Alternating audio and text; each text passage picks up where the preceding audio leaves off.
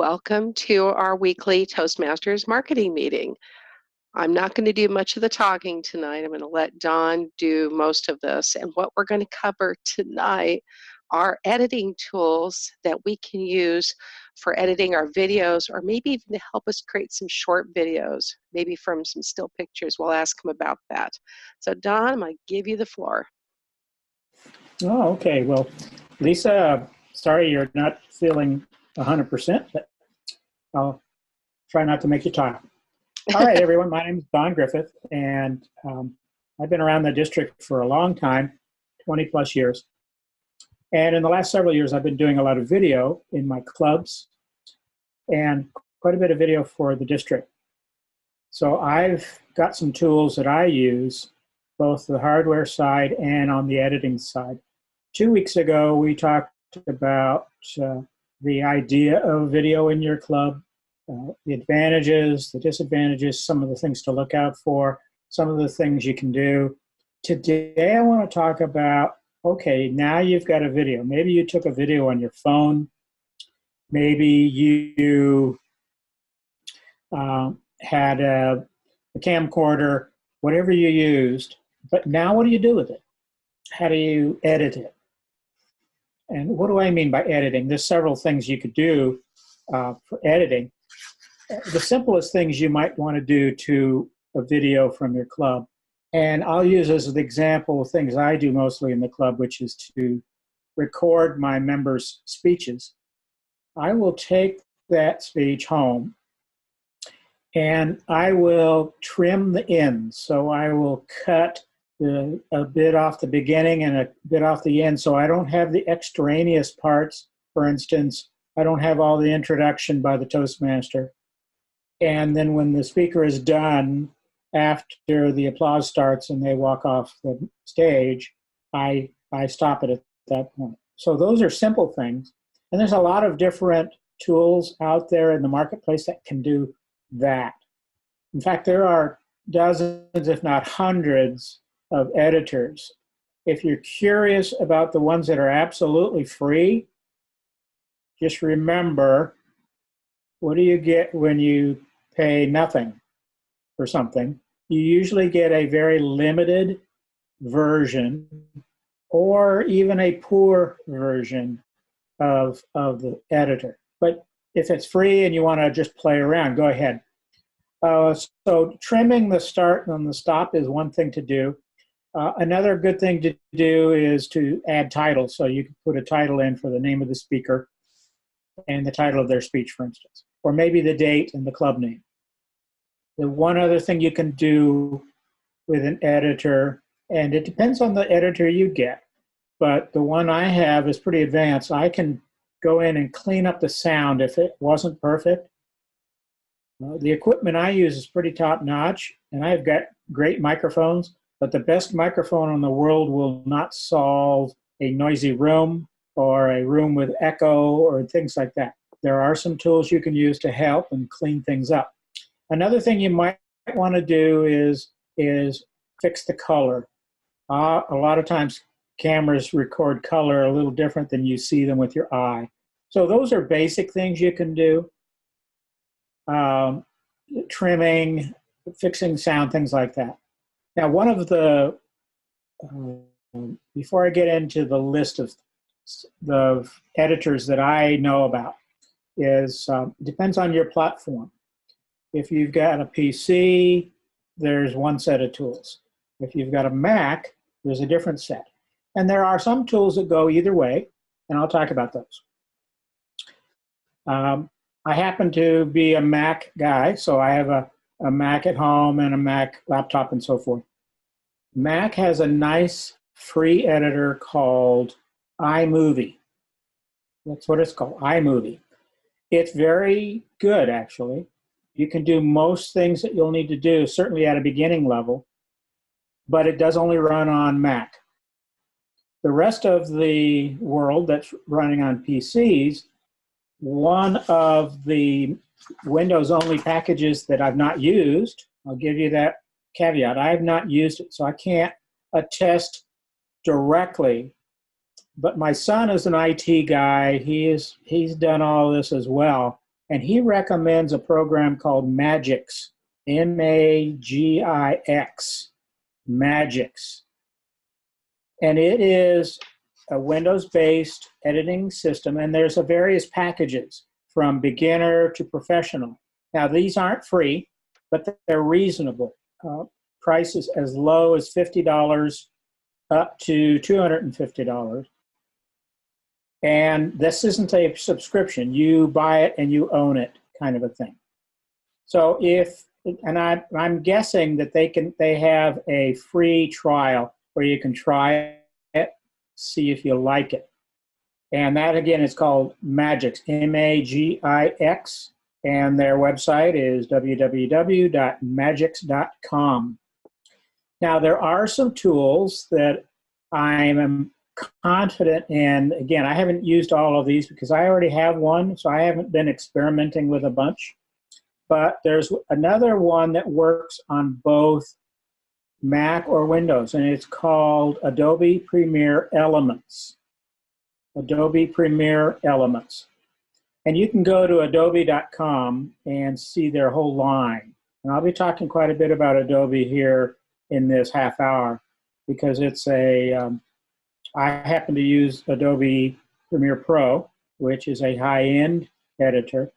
But the Elements is a pared-down version. It is a editing program that has all the basic features you'd want certainly to get started.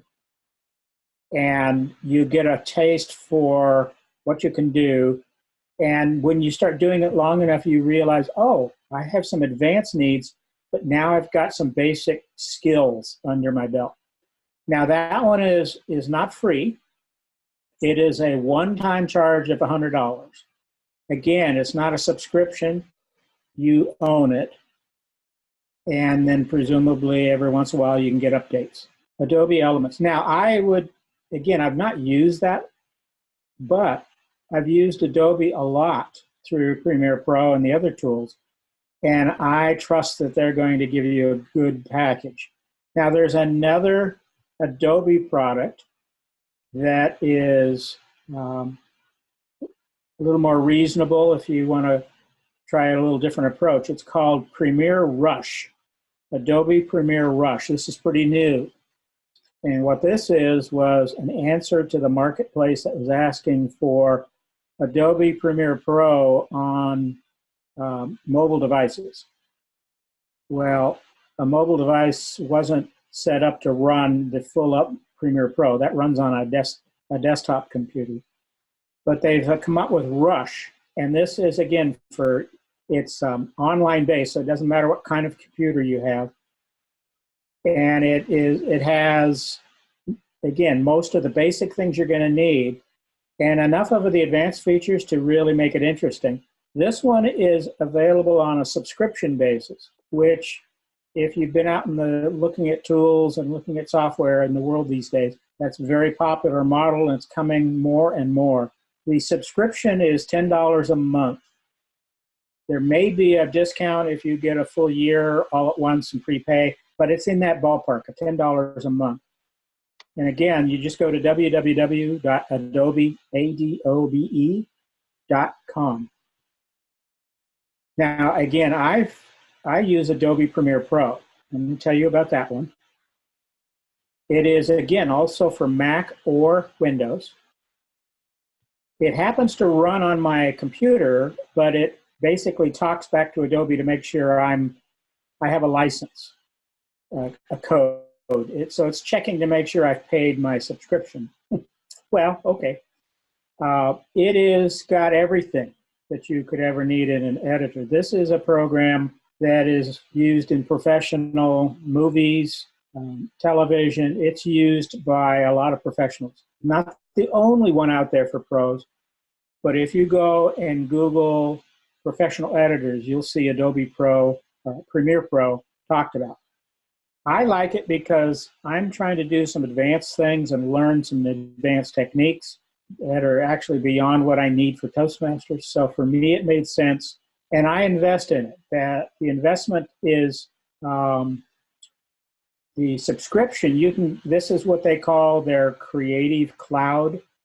So you'll hear about Adobe CC, Adobe Creative Cloud. And all that means is you get the program downloaded from Adobe, you run it on your computer, but you get updates and help and so forth through the interface to the web. This is not super cheap. If you get just the single application license for Adobe Creative Cloud, it's $22 a month. But that's just for one application. If you're willing to go in for the full package, when I say the full package, every app they make that's on the Creative Cloud, and this includes Adobe Acrobat, Adobe Illustrator, Adobe Photoshop. For those of you out there in the photography world, you've heard of Photoshop. Well, you can get all of them for about $52 a month. Now, for a lot of people, that's more than they want to spend or can spend. Others, that's not as much of a burden. That's your decision. If it's your club that's doing this, you might see if the club can support that either in part or in full. I'm going to guess that most of you out there who are interested in using video in your clubs aren't going to need Adobe Premiere Pro. So you might want to look into Elements or Premiere Rush. Now there is another outfit out there called Avid, A-V-I-D.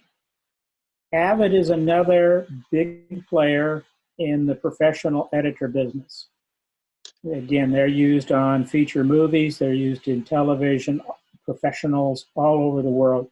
They do have a beginner version called Media Composer First. Their main product is called Media Composer, but they have a beginner version called Media Composer First. Check it out if you're interested, see what it can do. I've not used it, so I can't attest to from personal knowledge, but Avid is a trusted brand in this field. The professional version of it is also on a subscription basis of about $20 a month. So it's similar in cost to Premiere Pro. For those out there who'd like to buy it and have it forever, be prepared because they want $1,300. So that's an expensive software package by most definitions. Certainly not the most expensive. If you're in the business of using professional tools, you'll find that, they get expensive. But that's only if you want a perpetual license that never expires and you'll own it forever without any more subscription. So we've talked about iMovie. We've talked about Magix. iMovie was for Macs, and for Windows, we have Magix. For both platforms to review, we had Adobe Premiere Elements, Adobe Premiere Rush. That was my most recent research. Now, a week ago, I had spent a little more time to check my notes. There is an interesting program out there called Adobe Spark. It's free, but Spark isn't truly a video editor. But for some purposes in your club, for instance, for PR, it might work pretty well because it is a way to make simple little short videos. I call them videos. They're animated movies, but you can make little advertising blips, commercials, things like that. And this thing is easy enough that a third grader can do it. In fact, my wife works in a school district, and the teachers all love Spark because the kids can make movies really easily. Now, again, these aren't video editors per se, so check it out from the standpoint of maybe some original content that you have. Maybe you've got some photos, maybe you do have a little bit of a snippet of video. Again, try it out. It's free. And the Adobe products are all pretty easy to use. Adobe Spark, again, in particular, is designed to be used for absolute beginners. And if you go onto their website, adobe.com, and look for Spark, you'll see it. Now, those are the ones that I know about or have heard about that I respect. Like I said at the beginning, if you go out and Google editors, video editors, you will get 500 hits from somebody out there trying to sell you their thing. I wouldn't spend any money until you've experimented and tried some of the free ones. Now, some of the ones, if you can also find Google articles that compare various things. So you could go in and Google video editors, and you'll either get an advertisement for an editor company, or you'll get a blog article or a YouTube article where they compare and make recommendations. The cynical part of me says anybody who's out there making a comparison list of products usually has some vested interest in one or more of those products. And they're always going to shape their recommendation towards that. And then there's people out there who are just trying to help you figure things out. I followed a few of those trails, and I will tell you, I was a little disappointed because some of the programs they recommended and I clicked into on the web really didn't have what I was looking for, and they weren't as easy as the guide said they would be. So be prepared for a little bit of an exploration in that area. The ones I mentioned earlier, you will still have to experiment and try it. And almost all of them have a free trial. So what I recommend in that is decide to try one. For instance, let's say you want to take a look at Adobe Elements, Premiere Elements. Go find their free trial and be prepared to play with it for the trial period. So plan ahead for when that trial period is. Usually they give you a week or two, and then at the end of that, to continue, they need a payment of some sort. That's certainly not a new thing. That's been around since the internet. But if you plan ahead, so you've got a little bit of material to work with, like a video you took in your home, or maybe it's a video you took in the club you're not sure what to do with, then take that, play with it for a week, and see if the tool does what it promises to do. Does it, in fact, make video easy? Or is it so complicated, the learning curve is so high that it's not really for you? You may find that you have an affinity for this, and you may find that, gee, this isn't my bag. But you won't know until you try. This is an area where there's a lot to learn, but the basic things can be picked up quickly. So that's the summary. Lisa, I saw you taking notes a little bit. Do you have any questions that don't require you to talk very much? I'll try. Adobe Spark, to the best of my knowledge, works best off of a mobile device. I don't think there's a download for it on your computer, is there? I'm not sure. I saw, I was using my desktop to do the research, so it could be right. But again, most people have a phone or a tablet these days. In fact, more people have phones and tablets than they do desktops. That's true. Look, I know the editor I use is from NCH, and I'll put that in my recap email to everyone so they can go check it out. It had a 14-day trial, and then I paid for it outright. I think I paid $60 for it. And with some of the videos that I've created, which are more screen capture, it works well. But now I'm experimenting with putting together still pictures. It's like you take a picture off your camera and download it, and stringing that together in a video depending upon what I'm trying to do, and adding music to that. Could any of these editors that you talked about do the same thing? Yes, I'm confident they can, because usually they give you some kind of editing screen. As an example, Premiere Pro has what they call a timeline, where the time of your video is going left to right. And you've got a workspace where you can copy and paste either a video or an audio file or just a still picture. And then you stretch that still picture out to be as long as you want it to be while you're, for instance, giving some narration underneath it, or putting some words in front of the picture to tell you whatever your message is about that photo. Now, if it's just a slideshow, there's a lot better tools that are super simple to do slideshows. Using a video editor to make a slideshow is kind of overkill. It can be done. I will tell you, in my professional usage of this, it was some research for genealogy of a family. And I had developed a long list of artifacts and historical elements that about this family. And the client said, "Hey, wow, this is great. Could you maybe come to my next family reunion and give that as like a PowerPoint?" And I said, "Well, I could, but I could also turn that into a documentary style movie. And that way you can run it and look at it anywhere you want. If a family member lives far away, you could send it to them electronically or in the mail." And he said, "Wow, that's great." So we did. So I ended up with essentially what looks like a Ken Burns, documentary. It had music, it had photos, it had historical documents, it had pictures of the family from 100 years ago, with me narrating underneath.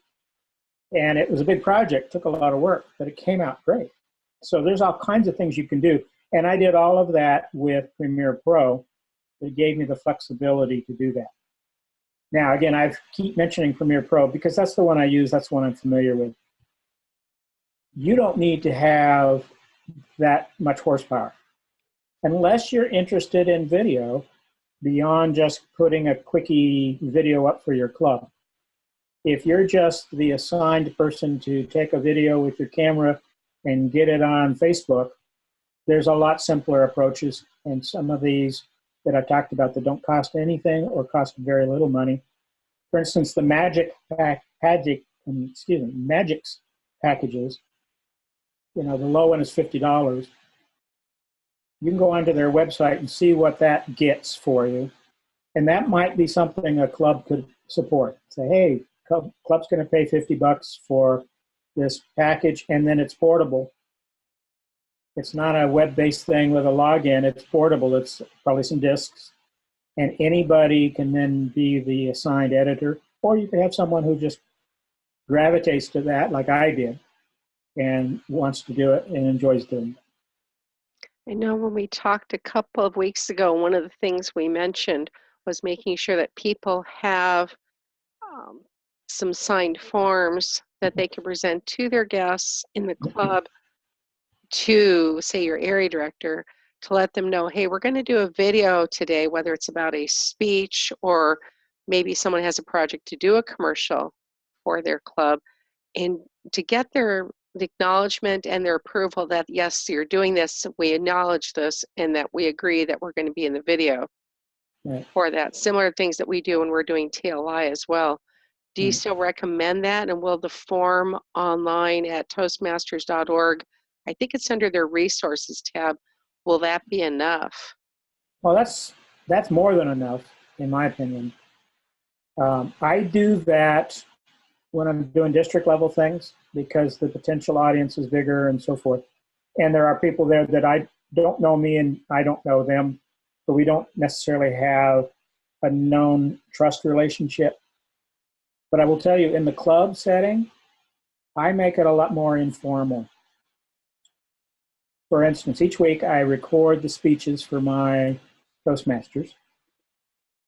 I take it home and I edit it and I clean it up and I make it presentable so that you could put it on YouTube, let's say. And I send it to the member through Dropbox. Now, Dropbox is just a place to store a file. It's not a place to publish it. And then I ask them in the email. I send it to them. I say, here's your video. It's yours. It's private. However, I'd like your permission to publish it on social media. I won't do it if you don't give me permission. And usually I'm satisfied with simply an email back saying, I give you permission. Yes, that's okay. Is that strictly legal? Does it cover me in all possible contingencies? Probably not. My personal opinion is on it, certainly in the club setting, that there's an understanding between the parties. We have people sometimes taking photos during the meeting. One of our members is getting ready to join as a professional photographer, and he's already taken some photos to put on the Facebook page. You know, we're not going to get too hung up on the legalities, but if you aren't sure about any of that, go to the website that Lisa talked about, and it'll be in her notes, and look at the form. It basically covers all of the all the lawyers in town will be happy with that release form. And if it didn't, I think with the emails you've given to your club as an example, we could probably forward that agreement along with the original email to our club secretaries so they can keep it together as part of the historical record of the club. There's an idea. I don't do that, but that's certainly a way to go. Again, it all depends on your membership and how formal or informal they are on these kinds of things. Most people, you know, for instance, at the end of our meetings lately, we've been taking a photograph of the winners holding their trophies or their ribbons. Well, we don't stop and get a release form for those. You know, they posed with their ribbon and they're smiling. We put it on Facebook. It depends on what it is. Now, I have had members who say, you know, I really don't want this published. And I say, fine, I won't. It's just yours. It's there on your private file, and you can look at it yourself or send it to your family or your friends, but I won't put it out there in a public forum. And I try my best to honor that. We've had a couple of people ask that in our club too. Yeah, and I don't argue with them about it. I don't try to talk them into it or out of it. I just say, okay. And importantly, if I don't hear from them, if there's silence, that means no. Silence in this case means don't publish. Got it. That's a good reminder for that. The Yeah. last thought then would be about YouTube. If we have clubs that are going to start delving into doing quite a bit of video, whether or not they're going to edit it, should then the club explore opening their own YouTube channel? And because it's driven by a Google Gmail address, should they try and have it tie or forward back to one of the club officers' email address, or not worry about that for purpose of transition, or how should we handle that? Well, I do recommend that clubs, if they want to do that, first of all, it's very simple. It's free. But set up a Gmail account that is club-centric, that is, you know, video at club dot, Toastmaster Club Video at gmail.com or something simple like that.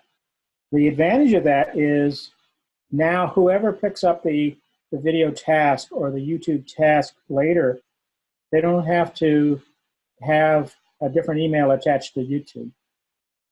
I made the mistake of doing some things for my club and YouTube that are using my personal Gmail account. And I now need to go disentangle my account from the club's stuff. And there is a procedure for doing that, and I'm going to figure that out one of these days. In the meantime, it's not a burden on me. It's just something for that day when somebody else will be in the YouTube spot in the club, whether that's your VPPR or just another person interested. But yes, YouTube for sure. It's easy. There's no limit to how many videos you can put there. And that is a very common place to see videos these days. It's not the only one. There's Vimeo, and there's, I'm sure, Snapchat, and all the others have that. But YouTube is kind of the big dog in that field. It is, and I like the other ones that you've mentioned, other than maybe Snapchat. And both Instagram and Facebook have the ability to do live, again, unless you have everyone agreeing to that. I'm not sure I would go to an actual live because you never know what happens and it can't be edited, but it's a good way to capture. And then with YouTube, you can capture the second largest search engine. So for clubs that are trying to get the word out there, they may find that their ranking from YouTube might come up higher in a Google search engine result than their Facebook or than their club website. It would be interesting to see. Yeah. So yeah, all of that, and I agree with. We talked about that 2 weeks ago with the live. What are the pros and cons for going live? And it's something you just have to be careful with. It's if your club feels comfortable doing that, great. Because there's a lot of people who use Facebook Live who don't even stop and think once about a video release. That's not in there. It's family gathering or it's somebody at a rock concert or, whatever it might be. They don't, most people in most situations, you don't need to deal with it. But you don't want to assume that. It's kind of like assuming that just because I found a picture on the internet and I'm only going to post it on Facebook once, that I don't have to worry about copyright. Well, it's true. Sorry to tell you, but yes, you do. That's true, and I run into that a lot in my industry. Yeah. Any final parting thoughts that our clubs can then do? Like I'm thinking that they'd like to make maybe a short promotion video for the upcoming speech contests that are just getting ready to get started, I think in February this year. Sure. Well, again, don't let the editor part of it stop you from using your phone, let's say, to take a video. And start simple. Maybe you just take it raw and don't do anything to it. You just take it off your phone and you put it on Facebook or whatever. Just the main thing is to get started. Get started with the idea and get the ideas going behind the camera instead of worrying about how to handle, the technology or the editing. Spend a lot of time about, well, what's your message? What do we want to tell people? And I've done a number of videos of district leaders who wanted to announce something or talk about an upcoming event, and they get to where I am with my camera, and they're not quite ready with their message. Okay, well, the technology is ready to go. Make sure your message is there too. So whether at the club level, if it's an event or something like that. Now, with most of the things I do at the club level are just take pictures of the speakers. That's the main thing I've been doing. I want to start getting into more of the PR piece of it, like you were talking about, Lisa, with messages and promos and commercials and figuring out how to do that. One of my other club mates is very much interested in helping with that. And she's the one who is the wife of the photographer I told you about. Nice. So between his professional stills, some snippets of video, and then, of course, the message, whatever that is. Why is your club the best club in the world? Everybody can make a message about that. Oh, yeah. Now, one of the last things, and I just thought of it as you were talking, as we go through our editor and we've got our video finalized, we've got it edited where we want, it looks perfect. What is a file format or a common file format we could save it to? And for those who may or may not know what I'm looking for, what file extension, like a .mp4, for example, .mov, what would be almost universal to upload, say, after we're done to YouTube, to Facebook, etc.? Well, there's a lot of different formats, but the MP4 is, I think, as close as you can get to a universal video file these days. MOV, I know some platforms have trouble handling that, but an MP4 will play just about anywhere. Now, a lot of the places like Facebook and YouTube can ingest all kinds of formats. They get it from all over, not only all kinds of people, but all around the world with different formats. So I would stick to MP4. I say that because that's what I use. It's very common and, like I said, almost a universal. But if you've got an MOV or an AVI or some other thing, give it a shot on your platform and see if will YouTube handle it, or if it kicks it back and says, I don't know what this is. We've all been frustrated by that, where your computer won't run a certain kind of file if you don't have the right kind of software. But MP4 is pretty safe. Okay, great. Thank you. And then any last word to title, to tags? So I know that with YouTube, if they are using that, they can add tags to help get Yeah. them out in the search engine result pages. And that's just putting in magic words that maybe people will be searching for. Anticipate what people might want to find on your site, whether that's maybe just the name of the club, maybe it's the city where your Toastmaster meets, because they might put in Google search, they might put in Scottsdale Toastmasters. Okay, well, Toastmasters is a good keyword. Scottsdale is a keyword. Put them together. That's another one. That way, then you catch those things in the algorithms from Google and the other search engines. Awesome. Great. Thank you for your time again tonight, Don. We really appreciate it. Yeah, And I'll go glad to ahead and, help. oh, And I hope you're anytime. feeling better soon. I know you and your family are struggling here a little bit. It's been a back and forth. We love sharing in this family. That's why I've been staying away. I don't want to share to the world and get them sick with me and have a very hateful Christmas. So I'm trying not to do that. Wow, absolutely. Yeah. Yeah, it's not fun being sick any time of the year, but Christmas for sure.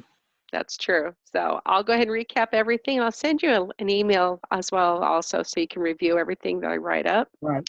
And And I have a lot of these information about these platforms that I was telling you about. I have those in writing, so I'll shoot them to you in an email, and then you can coordinate them with your notes.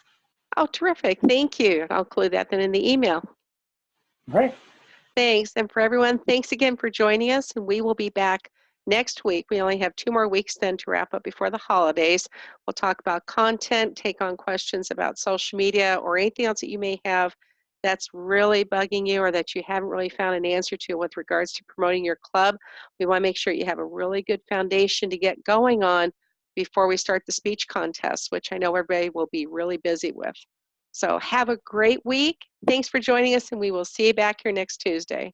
And thank you All right, again, Raymond. Don. It's been my pleasure. Thanks, Lisa. All right, good night.